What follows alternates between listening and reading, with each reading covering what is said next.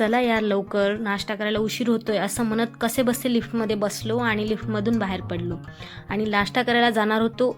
जसं की खूपच दूर अशी आमची तयारी चालली होती, पण आम्हाला साधारण 500 मीटर दूर जाऊन नाश्ता करायचा होता आणि त्या नाश्त्यामध्येही काय भेटणार हे माहिती नव्हतं, कारण सकाळची दुपार झालेली होती. आणि आता असं करत करत आम्ही नाश्त्यासाठी निघालो आणि नाश्त्याला जाता जाता असं लक्षात आलं की आपण सकाळच्या ऐवजी तर दुपारी निघालो आहोत, कारण असे सूर्य एवढा तापलेला होता की त्याचे चटके सहन होईनात. मग आम्ही कसेबसे नाश्त्यासाठी बसलो, कारण आम्हाला तिथलीच इडली खायची होती. पण इडली खाताना आठवलं की काही जणांचा उपवास होता आणि काही जणांचा नव्हता. सो ज्यांचा नव्हता त्यांनी इडली एन्जॉय केली, बाकीच्यांनी त्याच्यामध्ये साबुदाणा खिचडी, नंतर जो पण वडे वगैरे भेटले ते एन्जॉय केले. आणि ह्या मॅडम बघा, खूप ऊन लागतंय बाबा, बापरे काय ऊन आहे. त्यातही काव्याचं दही खाणं चाललं होतं. दही म्हणजे काव्याला अतिशय प्रिय. कुठेही असा काही फरक नाही. हे दोघे बघा उपवासाच्या दिवशी सेम प्लेट शेअर करताय. वाव वॉट लव. त्याच्यानंतर आम्ही एवढा भरपूर नाश्ता केला उन्हाचे चटके सहन करत, कारण तो खूपच आवडलेला होता. आणि माझे साबुदाणा वडेही मी संपवले. नाश्ता संपवून आम्हाला चहा आणि कॉफी तर लागतेच.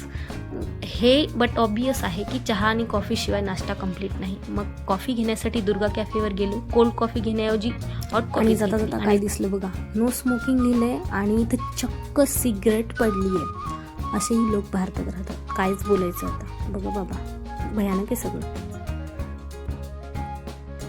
चला आता मस्त कुठेतरी शांत ठिकाणी जाऊयात असं म्हणत म्हणत आम्ही एका निवांत ठिकाणी पोहोचलो. आणि तिथे गेल्यानंतर असं कळालं की ही तर फार सुंदर जागा आहे, अतिशय छान. पण तिथे काय मेसेज लिहिला, शक्यतो सार्वजनिक वाहनानेच प्रवास करावा, प्रदूषण टाळा. पण ते आम्हाला आज जमलं नाही.